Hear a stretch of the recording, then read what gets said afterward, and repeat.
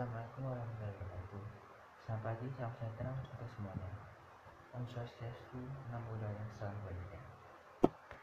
Perkenalkan, nama saya Ferry dengan NIM 191041700. Kelas C, manajemen pagi.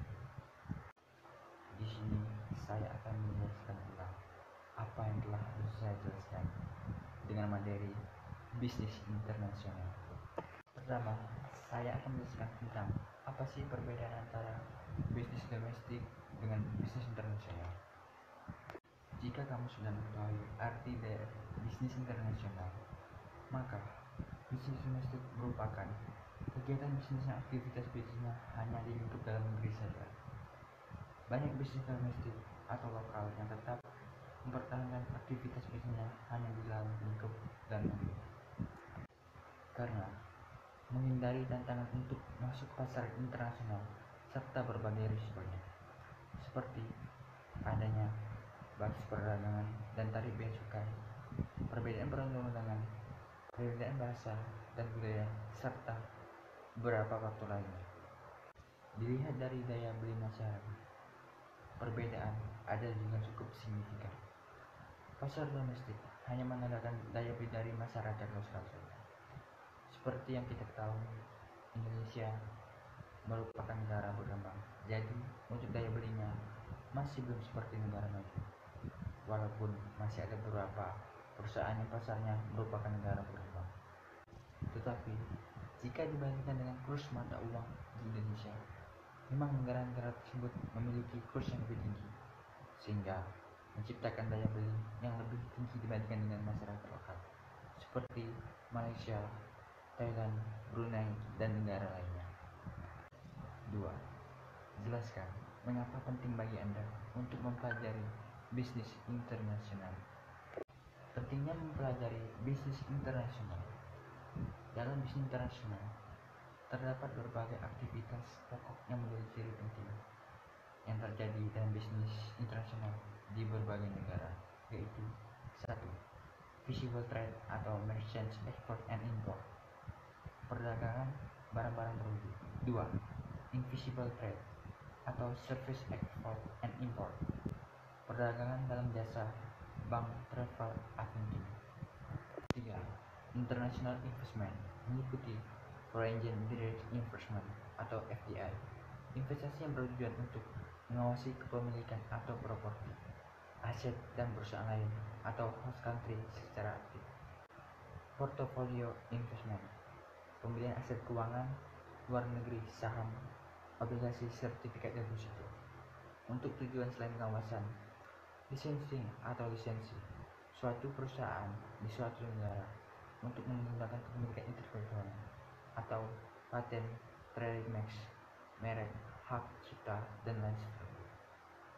Warabah atau franchising, suatu perusahaan di suatu negara memberikan hak pada perusahaan negara lain untuk menggunakan merek, logo, dan teknik operasi. Yang terakhir, manajemen kontrak. Sebuah perusahaan di suatu negara setuju untuk mengoperasikan fasilitas atau memberikan jasa manajemen pada perusahaan di negara lain. 3. Jelaskan secara singkat orientasi manajemen dan perusahaan berkaitan dengan globalisasi pasar. Orientasi strategis perusahaan global. Perusahaan-perusahaan multinasional pada umumnya menunjukkan satu dari 4 orientasi ke arah aktivitas luar negerinya. Perusahaan itu memiliki sekelompok keyakinan tertentu mengenai bagaimana manajemen operasi luar negeri seharusnya ditangani. Suatu perusahaan dengan orientasi etnosentris yakin bahwa nilai dari prioritas dari organisasi induk seharusnya adalah mengarahkan pengambilan keputusan strategis dari seluruh operasinya. Jika suatu perusahaan memiliki orientasi polisentris, maka budaya dari di mana suatu strategi akan diimplementasikan dapat mendominasi proses pengambilan keputusan. Sebaliknya, orientasi regiosentris terjadi jika induk perusahaan berusaha memajukan tujuan sendiri dengan tujuan dari daerah yang sedang dipertimbangkan sehingga terjadi kompromi yang sesuai dengan daerah tersebut. 4. Sebutkan contoh-contoh perusahaan di Indonesia yang telah melakukan bisnis internasional. Apa ciri-ciri perusahaan melakukan bisnis internasional? Pastinya ada Gojek, Gofood, Tokopedia, Traveloka, dan lain sebagainya. Ciri-ciri perusahaan yang melakukan bisnis internasional. Yang pertama pastinya, satu, memiliki wilayah pemasaran yang lebih luas. Dua, menggunakan asas strategi pemasaran dan fungsi-fungsi manajemen pemasaran yang lebih kompleks. Tiga, menggunakan standarisasi global untuk produk-produk yang dihasilkan. Empat, fokus pada sumber daya manusia, uang, dan aset fisik. Lima, fokus pada kepuasan konsumen dunia. Dan yang terakhir, 6. Membentuk afiliasi di luar negeri, visi dan strategi mendunia atau global. Mempunyai kecenderungan membeli jenis kegiatan bisnis tertentu, pada umumnya manufacturing, serta menempatkan afiliasi di negara-negara maju. Nomor 5. Jelaskan sejarah bisnis internasional. Sejarah bisnis internasional. Sebelum Masehi, pedagang Venesia dan Yunani mengirim wakil-wakil ke luar negeri untuk menjual barang-barang mereka. Tahun 1600, British East India Company, sebuah perusahaan dagang yang baru dibentuk, mendirikan cabang-cabang di luar negeri di seluruh Asia. Pada saat yang sama, sejumlah perusahaan Belanda yang dibentuk pada tahun 1590 membuka rute-rute perjalanan ke timur, bergabung untuk membentuk Dutch East India Company, dan juga membuka kantor-kantor cabang di Asia. Para pedagang koloni Amerika mulai beroperasi dengan model yang sama pada tahun 1700-an.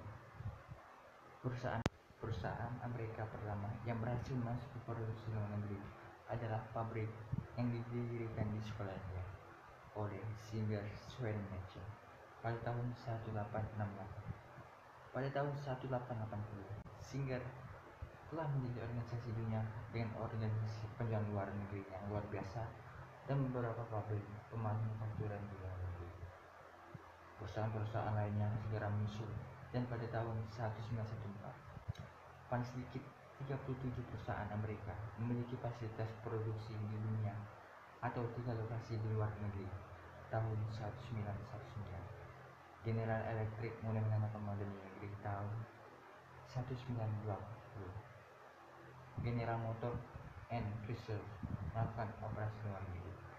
Dan yang terakhir, nomor 6. Jelaskan etnosentris, polisentris, regiosentris, dan geosentris. Etnosentris, model pertama, adalah model yang sangat umum pada organisasi yang baru memulai kegiatan internasional. Model etnosentris berasumsi bahwa negara asalnya lebih unggul dibanding dengan negara lain di dunia. Manajemen hanya melihat persamaan yang ada di pasar dan berasumsi bahwa produk dan kebiasaan yang sukses di negeri sendiri akan sukses juga di mana saja. Sekarang, paham ini menjadi ancaman internal terbesar yang ada di perusahaan. Perusahaan etnosentris yang berbisnis di luar negeri dapat disebut sebagai perusahaan internasional. Organisasi semacam ini lebih memusatkan upaya mereka pada aspek operasi dan pemasaran, terutama pada pasar domestik. Geosentris, suatu organisasi yang berorientasi geosentris akan memperlakukan semua pasar luar negeri sebagai suatu kesatuan, yakni sebagai pasar global. Pasar global dipahami sebagai pasar tunggal yang secara sosiologis dan ekonomis dianggap seragam. Tentu saja, penyeragaman ini mengandung banyak penyederhanaan, namun mereka meyakini dan berasumsi bahwa sejumlah perbedaan dapat dengan sengaja diabaikan dengan suatu keyakinan bahwa pelanggan akan menerima pendekatan yang universal. Polisentris, model polisentris berasumsi bahwa masing-masing negara adalah unik sebagai mengembangkan strategi yang berbeda-beda. Masing-masing anak perusahaan di luar negeri mengembangkan strategi bisnis dan pemasaran sendiri-sendiri. Perusahaan polisentris sering disebut dengan terminologi perusahaan multinasional. Pendekatan polisentris mulai memperhitungkan adanya spesialisasi pada masing-masing pasar luar negeri dengan memperhitungkan keragaman budaya, preferensi, dan harapan pelanggan dalam strategi pemasaran mereka. Regiosentris, orientasi regiosentris hampir mirip dengan polisentris, namun organisasi polisentris dengan hanya mengakui adanya perbedaan sifat spesifik pada pasar melalui, akan tetapi juga merasakan adanya sejumlah kesamaan dari masing-masing pasar luar negeri. Oleh karena itu, mereka merasa perlu membuat pengelompokan pasar yang sama berdasarkan suatu wilayah dengan mengidentifikasi ciri-ciri yang sama. Ya, penjelasan singkat dari saya. Selebihnya, mohon maaf jika ada kekurangan. Wassalamualaikum warahmatullahi wabarakatuh.